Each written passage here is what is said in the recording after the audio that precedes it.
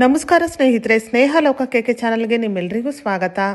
ಸ್ನೇಹಿತರೆ, ಈ ವಿಡಿಯೋದಲ್ಲಿ ಪಾಲ್ಗುಣ ಮಾಸದ ಶುಕ್ಲ ಪಕ್ಷದ ಅಮಲಕಿ ಏಕಾದಶಿ ಅಥವಾ ಆಮ್ಲ ಏಕಾದಶಿ ಯಾವ ದಿನ ಬಂದಿದೆ, ಏಕಾದಶಿ ತಿಥಿ ಯಾವಾಗ ಪ್ರಾರಂಭವಾಗುತ್ತದೆ, ಯಾವಾಗ ಅಂತ್ಯವಾಗುತ್ತದೆ, ಪೂಜಾ ವಿಧಾನ ಹೇಗೆ, ಪೂಜಾ ಸಮಯ ಏನು, ಪಾರಾಯಣದ ಸಮಯ ಏನು, ಈ ದಿನ ಯಾವ ನಿಯಮಗಳನ್ನು ಅನುಸರಿಸಬೇಕು, ಈ ಎಲ್ಲ ಮಾಹಿತಿಯನ್ನು ಇವತ್ತಿನ ಈ ವಿಡಿಯೋದಲ್ಲಿ ತಿಳಿಯೋಣ ಸ್ನೇಹಿತರೆ, ಅದಕ್ಕಿಂತ ಮುಂಚೆ ನೀವು ಇನ್ನೂ ನನ್ನ ಚಾನಲ್ನ ಸಬ್ಸ್ಕ್ರೈಬ್ ಮಾಡ್ಕೊಂಡಿಲ್ಲ ಅಂದರೆ ದಯವಿಟ್ಟು ಸಬ್ಸ್ಕ್ರೈಬ್ ಮಾಡ್ಕೊಳ್ಳಿ. ತಪ್ಪದೆ ಬೆಲ್ಲೈಕನನ್ನು ಕೂಡ ಕ್ಲಿಕ್ ಮಾಡಿ.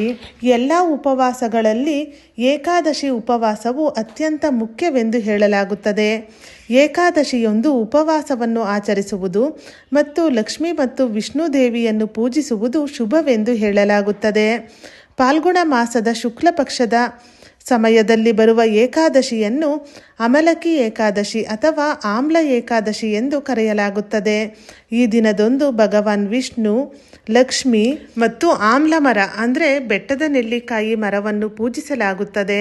ಹಾಗಾದರೆ 2026ರಲ್ಲಿ ಅಮಲಕಿ ಏಕಾದಶಿ ಯಾವ ದಿನ ಬಂದಿದೆ, ಸಮಯ ಏನು, ಪೂಜಾ ಸಮಯ ಏನು, ಪೂಜಾ ವಿಧಾನ ಹೇಗೆ, ಯಾವ ನಿಯಮಗಳನ್ನು ಅನುಸರಿಸಬೇಕು, ಉಪವಾಸವನ್ನು ಹೇಗೆ ಮಾಡಬೇಕು, ಎಲ್ಲವನ್ನು ಹೀಗೆ ತಿಳಿಯೋಣ.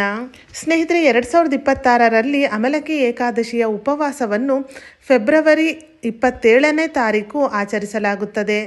ಏಕಾದಶಿ ತಿಥಿ ಪ್ರಾರಂಭ ಮತ್ತು ಅಂತ್ಯವನ್ನು ನೋಡುವುದಾದರೆ ಏಕಾದಶಿ ತಿಥಿ ಪ್ರಾರಂಭವಾಗುವುದು ಫೆಬ್ರವರಿ 27ನೇ ತಾರೀಕು ಬೆಳಗಿನ ಜಾವ 12:33 ಪ್ರಾರಂಭವಾಗಿ ಏಕಾದಶಿ ತಿಥಿ ಕೊನೆಗೊಳ್ಳುವುದು ಫೆಬ್ರವರಿ 27ನೇ ತಾರೀಕು ಅಂದರೆ ಅದೇ ದಿನ ರಾತ್ರಿ 10:32 ಕೊನೆಗೊಳ್ಳುತ್ತದೆ.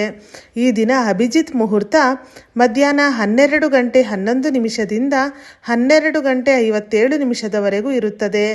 ಹಾಗೆ ಪಾರಾಯಣದ ಸಮಯ ಅಂದರೆ ಉಪವಾಸವನ್ನು ಮುಗಿಸುವ ಸಮಯ ಫೆಬ್ರವರಿ 28ನೇ ತಾರೀಕು ಬೆಳಿಗ್ಗೆ 6:47 9:06 ಇರುತ್ತದೆ. ಏಕಾದಶಿಯ ಉಪವಾಸದ ನಿಯಮವನ್ನು ದಶಮಿ, ಏಕಾದಶಿ ಮತ್ತು ದ್ವಾದಶಿಯ ದಿನದಂದು ಆಚರಿಸಬೇಕು. ದಶಮಿಯ ರಾತ್ರಿಯ ಸಮಯದಲ್ಲೇ ಲಘು ಆಹಾರವನ್ನು ಮಾತ್ರ ಸೇವಿಸಬೇಕು. ಈ 3 ದಿನವೂ ಕೂಡ ಸಾತ್ವಿಕ ಆಹಾರವನ್ನು ಮಾತ್ರ ಸೇವಿಸಬೇಕು. ದಶಮಿಯ ರಾತ್ರಿ ಲಘು ಆಹಾರವನ್ನು ಸೇವಿಸಿ ಮರುದಿನ ಅಂದರೆ ಏಕಾದಶಿಯ ದಿನ ಬೆಳಗ್ಗೆ ಬೇಗನೆ ಎದ್ದು ತಲೆಗೆ ಸ್ನಾನವನ್ನು ಮಾಡಿ ಮಡಿ ಬಟ್ಟೆಯನ್ನು ಧರಿಸಿ ಮೊದಲಿಗೆ ಏಕಾದಶಿಯ ಉಪವಾಸದ ಸಂಕಲ್ಪವನ್ನು ತೆಗೆದುಕೊಳ್ಳಬೇಕು. ನಂತರ ಪೂಜಾ ಸ್ಥಳದಲ್ಲಿ ಒಂದು ಪೀಠವನ್ನು ಸಿದ್ಧಪಡಿಸಿಕೊಂಡು ಪೀಠದ ಮೇಲೆ ವಿಷ್ಣುವಿನ ವಿಗ್ರಹ ಅಥವಾ ಫೋಟೋವನ್ನು ಸ್ಥಾಪನೆ ಮಾಡಿ ವಿಷ್ಣುವಿಗೆ ಶ್ರೀಗಂಧ, ಅರಿಶಿನ, ಕುಂಕುಮವನ್ನು ಅರ್ಪಿಸಿ ಹೂಗಳಿಂದ ಅಲಂಕಾರ ಮಾಡಿ ಅದರಲ್ಲೂ ತುಳಸಿ ಮಾಲೆಯನ್ನು ತಪ್ಪದೆ ಅರ್ಪಿಸಿ ವಿಷ್ಣು ಸಮೇತ ಲಕ್ಷ್ಮೀ ದೇವಿಯನ್ನು ಸಹ ಪೂಜಿಸುವುದು ಒಳ್ಳೆಯದು. ಲಕ್ಷ್ಮಿಯ ಫೋಟೋ ಅಥವಾ ವಿಗ್ರಹವಿದ್ದರೆ ಅದನ್ನು ಕೂಡ ಸ್ಥಾಪನೆ ಮಾಡಿ ಪೂಜೆ ಮಾಡಿ. ಮೊದಲು ಗಣಪತಿಗೆ ಪೂಜೆ ಮಾಡಿ ನಂತರವೇ ಪೂಜೆ ಮಾಡಬೇಕು. ಆದ್ದರಿಂದ ಗಣೇಶನನ್ನು ಸ್ಥಾಪನೆ ಮಾಡಿ ಗಣೇಶನಿಗೆ ಗೆಜ್ಜೆ ವಸ್ತ್ರ, ಅರಿಶಿನ, ಕುಂಕುಮವನ್ನು ಅರ್ಪಿಸಿ ಹೂಗಳಿಂದ ಅಲಂಕಾರ ಮಾಡಿ ಮೊದಲು ಗಣಪತಿಗೆ ಪೂಜೆ ಮಾಡಿ ನಂತರ ಪೂಜೆ ಮಾಡಿ 2 ದೀಪಗಳನ್ನು ಹಚ್ಚಿ ಧೂಪಗಳನ್ನು ಬೆಳಗಿ ನೈವೇದ್ಯವನ್ನು ಅರ್ಪಿಸಿ ಅಗರಬತ್ತಿಯಿಂದ ಪೂಜೆ ಮಾಡಿ ಶ್ರದ್ಧೆಯಿಂದ ಪೂಜೆ ಮಾಡಿ. ಹಾಗೆ ಈ ದಿನದಂದು ವಿಷ್ಣು ಸಹಸ್ರನಾಮವನ್ನು ಪಠಿಸಿ ವಿಷ್ಣುವಿನ ಮಂತ್ರಗಳನ್ನು ಪಠಿಸಿ ಇಡೀ ದಿನ ಉಪವಾಸವಿದ್ದು ವಿಷ್ಣುವಿನ ಸ್ಮರಣೆ ಮಾಡಿ ಉಪವಾಸವಿದ್ದು ಸಾಧ್ಯವಾದರೆ ರಾತ್ರಿ ಸಮಯದಲ್ಲಿ ಜಾಗರಣೆ ಮಾಡಿ ಮರುದಿನ ಅಂದರೆ ದ್ವಾದಶಿಯ ದಿನದಂದು ಪಾರಾಯಣದ ಸಮಯದಲ್ಲಿ ಉಪವಾಸವನ್ನು ಮುಗಿಸಬೇಕು.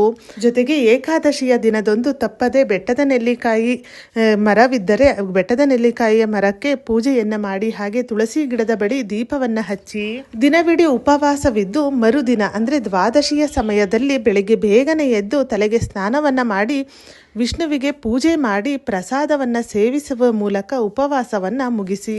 ಹಾಗೆ ಈ ದಿನದಂದು ನಿಮ್ಮ ಕೈಲಾದ ಮಟ್ಟಿಗೆ ನಿರ್ಗತಿಕರಿಗೆ, ಬಡವರಿಗೆ ದಾನವನ್ನು ಮಾಡಿ. ಇನ್ನು ಯಾವ ನಿಯಮಗಳನ್ನು ಅನುಸರಿಸಬೇಕು ಎಂದರೆ ಉಪವಾಸವನ್ನು ಆಚರಿಸುವವರು ದಶಮಿ, ದ್ವಾದಶಿ ಮತ್ತು ಏಕಾದಶಿ 3 ದಿನ ಸಾತ್ವಿಕ ಆಹಾರವನ್ನು ಮಾತ್ರ ಸೇವಿಸಬೇಕು. ಯಾರನ್ನು ಕೂಡ ನಿಂದಿಸಬಾರದು, ಉಗುರುವನ್ನು ಕತ್ತರಿಸಬಾರದು, ಕೂದಲನ್ನು ಕತ್ತರಿಸಬಾರದು, ಕೆಟ್ಟ ಮಾತುಗಳನ್ನು ಆಡಬಾರದು. ಹಾಗೆ ಏಕಾದಶಿಯ ದಿನದಂದು ತುಳಸಿ ಗಿಡಕ್ಕೆ ನೀರನ್ನು ಅರ್ಪಿಸಬಾರದು ಎಂಬ ನಂಬಿಕೆ ಇದೆ. ಏಕೆಂದರೆ ಈ ದಿನ ತುಳಸಿ ಮಾತೆಯು ಕೂಡ ಏಕಾದಶಿಯ ಉಪವಾಸವನ್ನು ಆಚರಿಸುತ್ತಾರೆ ಎಂಬ ನಂಬಿಕೆ ಇದೆ. ಆದ್ದರಿಂದ ತುಳಸಿ ಗಿಡಕ್ಕೆ ಈ ದಿನ ನೀರನ್ನು ಅರ್ಪಿಸಬೇಡಿ. ಹಾಗೆ ತುಳಸಿ ಎಲೆಗಳನ್ನು ಸಹ ಕೀಳಬಾರದು. ಪೂಜೆಗೆ ಬಳಸುವುದಾದರೆ ಏಕಾದಶಿಯ ಹಿಂದಿನ ದಿನವೇ ತುಳಸಿ ಎಲೆಗಳನ್ನು ಕಿತ್ತಿಟ್ಟುಕೊಂಡು ಪೂಜೆಯಲ್ಲಿ ಬಳಸಿ. ಯಾವುದೇ ಕಾರಣಕ್ಕೂ ಏಕಾದಶಿಯ ದಿನದಂದು ತುಳಸಿ ಎಲೆಗಳನ್ನು ಕೀಳಬೇಡಿ. ಇನ್ನು ಉಪವಾಸವನ್ನು ಆಚರಿಸುವ ಸಂಕಲ್ಪವನ್ನು ತೆಗೆದುಕೊಳ್ಳುವಾಗ ನಿಯಮದಿಂದ ಸಂಕಲ್ಪವನ್ನು ತೆಗೆದುಕೊಳ್ಳಬೇಕು.